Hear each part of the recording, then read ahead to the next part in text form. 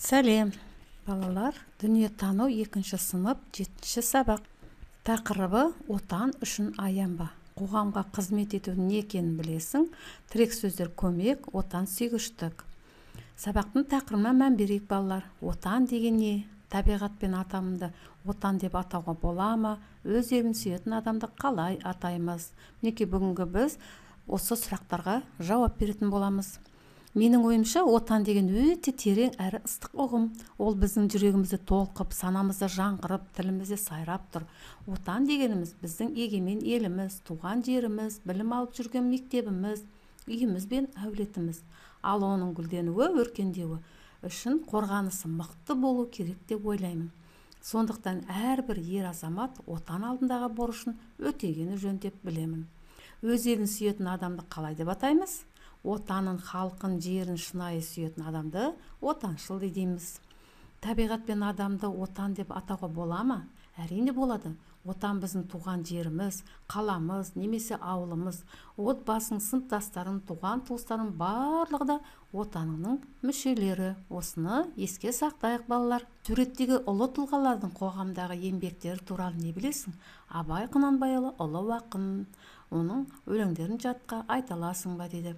Балалар, біз тек қана дүниетану емес, әдебиеттен де таныспыз, де? Абай Құнанбаев, Ахмет Байтұрсын, Қаныш Сәтбаев және Бауыржан Момышұлы. Осы туралы тағы да біраз мағлұматтарды біліп оқып алыңдар. Балалар, сендер еріктілер туралы естідіңдер ме?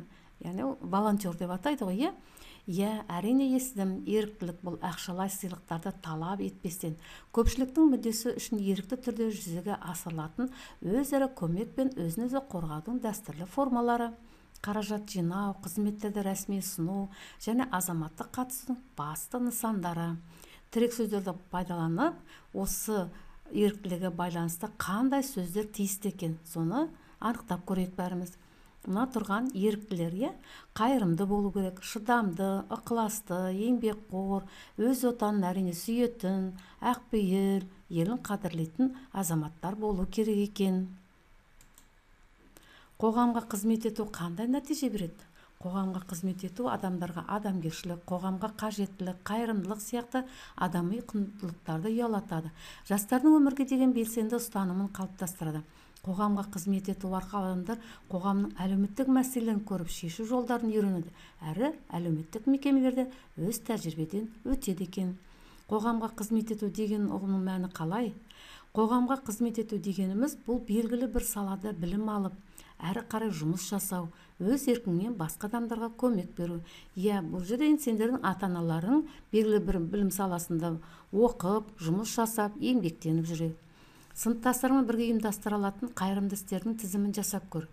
Бірінші, жалғыз басты қарияларға көмек беру, мүгедек адамдарға көмектесу, қыс уақыты кезінде аула қарларын күреп, тазалау, жаз айларында сыпырып, тазалық жұмыстарын жүргізу, мүмкіндігі шектеулі балаларға қаржылай көмектесу. Бұл әрине біздің елімізде кең тараған. Мысалы, оқушылар кей кезде осындай көмекті көрсетеді. Жалғыз басты қарияларға қыс уақытында қарларын күреп, отындарын жарып, маңайларын тазарып беріп жүрген мектептерде бар. Отандас деп кімдерді атайды? Отандас сөзі отаны бір дегенді білдіреді. Яғни бір елде өмір сүретін адамдар бір-біріне отандас болады екен. Мінекей бүгін біз балалар қоғамға қызмет ету, отан дегенді не екен, отандас дегенді, еріктілер туралы әңгіме қозғадық. Енді 7 сабақтың дүниетануындағы дәптермен жұмыс жасап көріңдер. Неке ата өздеріңнің алған ішінде дәптерлеріңде осындай сөздерді сұрақтарға жауап беріп толтырыңдар. Осымен біздің сабағымыз аяқталды.